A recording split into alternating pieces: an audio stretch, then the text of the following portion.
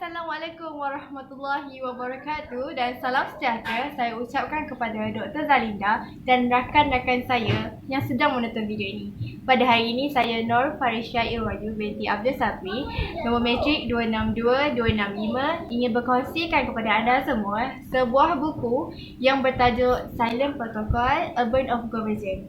Ini merupakan kulit hadapan dan belakang buku. Sebelum saya berkongsikan lebih lanjut apa yang terkandung di dalam buku ini, saya ingin menceritakan sedikit latar belakang penulis, iaitu saudara Ustaz Haji Fayad, atau nama sebenarnya Abdul Hadi bin Haji Muhammad.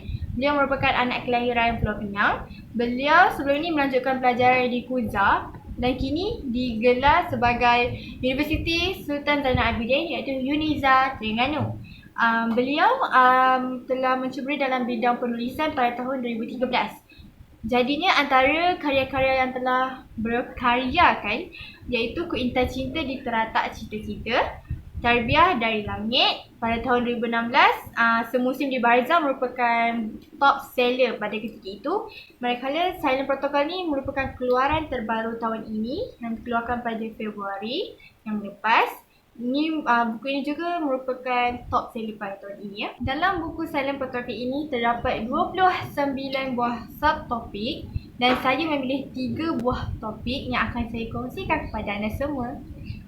Yang pertama ialah benih konspirasi dari ikrar makhluk terkutuk. Yang kedua ialah di sebalik pemilik tubuh kontroversi ideologi. Dan yang terakhir, isyarat akhir zaman dari binatang berbulu. Kita teruskan mengenai bab yang pertama, iaitu benih konspirasi dari ikrar makhluk terkutuk. Bab ini menceritakan lahirnya makhluk yang menjadi gagasan fitnah yang amat dibimbingi oleh para nabi dan rasul hingga salur galur zaman berzaman ini telah lahir. Setiap rasul sentiasa mengingatkan fitnah terbesar yang bakal dicetuskan Dajjal laknatullah ini sehingga dunia ini akan menjadi kucak-kacir. Dalam perkara ini, ada yang mengatakan adakah usia Dajjal ini seusia dengan Nabi Adam AS dan hidup sezaman dengan Nabi Adam AS? Jawapannya tidak. Dan ada juga sumber-sumber yang mengatakan adakah Dajjal ini lahir 100 tahun lebih awal sebelum lahirnya Nabi Musa AS. Dan ada juga yang mengatakan Dajjal ini dia seusia dengan Nabi Sulaiman AS. Tapi seperti yang kita tahu, apa pun kenyataan yang keluar, ia tak tahu sahih atau tidak, dan ini akan tetap menjadi misteri. Seterusnya, Dajjal ini diberi nama Musa, iaitu dalam bahasa Mesir ni bermaksud terapung.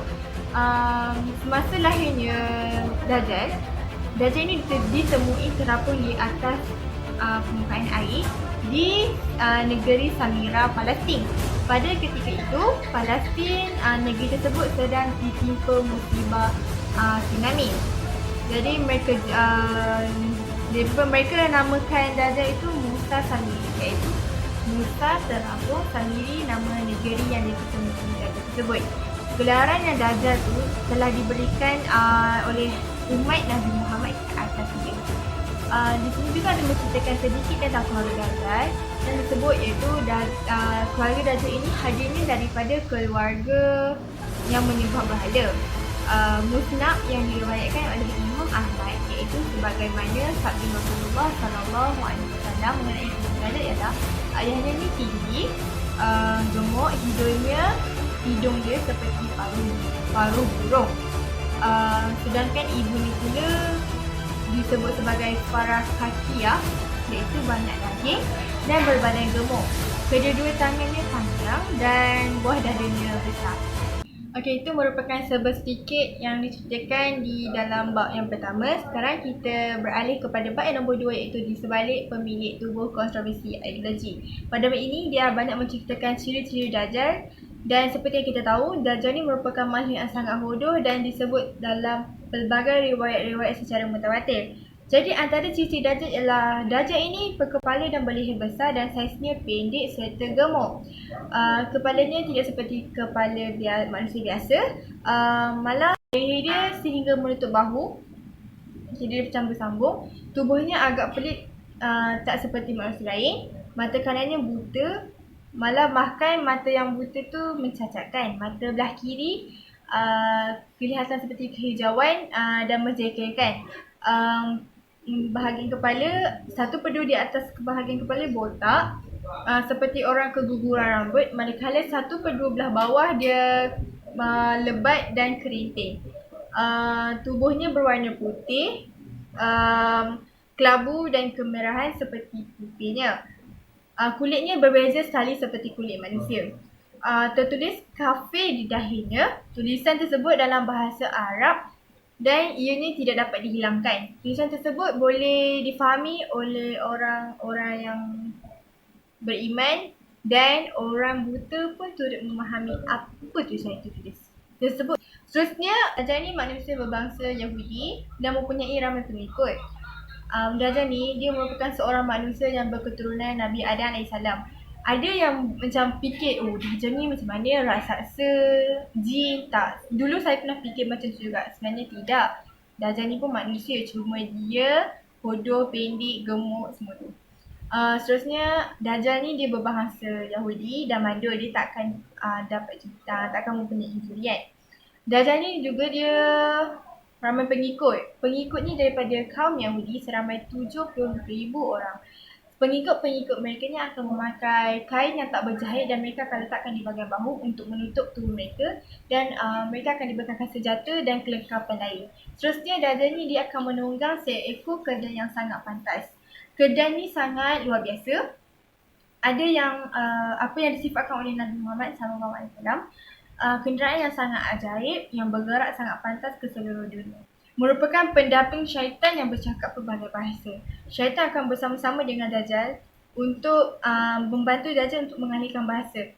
Dia akan sampaikan apa yang Dajjal memberitahu kepada kita supaya kita memahami apa yang Dajjal sampaikan. Itu merupakan sebersikit mengenai topik yang kedua. Sekarang akan balik kepada bab yang terakhir, iaitu isyarat akhir zaman dari binatang berbulu. Bab ini dia menceritakan ada seekor binatang berbulu putih yang lebat yang datang kepada Dajjal dengan tujuan yang tertentu. Apa tujuan dia? Semasa Dajjal berada di sebuah pulau yang dijaga oleh malaikat Jibril, ada seekor binatang berbulu lebat dan matanya menonjol seperti lembu. Dajjal terkejut dan menanyakan kepada binatang, apakah tujuan engkau datang kemari dan boleh bercakap seperti manusia biasa? Binatang itu menjawab, aku memang seekor binatang yang dicipta dan diperintahkan untuk sentiasa bersama dengan Dajjal, dan sehingga Dajjal memberitahu apakah pilihan hidupnya, apakah pilihan hidup yang dinantikan itu. Okey, kemudian binatang itu menjawab lagi, ajal binatang itu akan bersama-sama keluarnya dengan pilihan hidup Dajjal tersebut. Selepas saja Dajjal itu memberitahu apakah kehidupan Dajjal untuk dibuat pilihan, kemudian binatang tersebut akan bercakap seperti binatang yang lain. Binatang itu juga tidak akan bercakap kedua kalinya kecuali jika masa keluarnya anak itu dari pulau kecil sewaktu akhir zaman berlaku.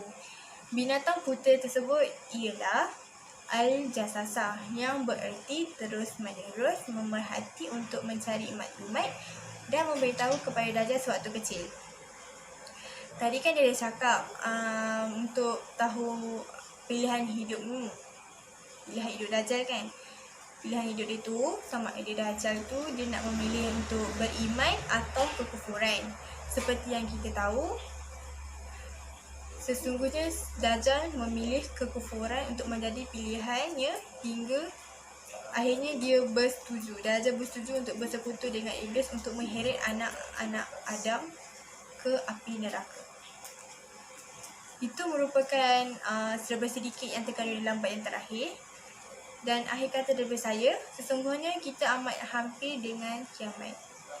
Maka selamatkanlah diri kita, keluarga kita agar dijauhkan daripada fitnah Dajjal. Ingatlah, tiada fitnah yang lebih dahsyat daripada fitnah Dajjal. Persiapkanlah diri kita dengan ilmu yang secukupnya agar kita mampu membenteng jiwa dan iman kita agar tidak terjebak dengan dakwah yang menyesatkan ini. Wallahu a'lam. Sekian sahaja daripada saya. Assalamualaikum warahmatullahi wabarakatuh. Terima kasih dan salam Ramadan buat semua.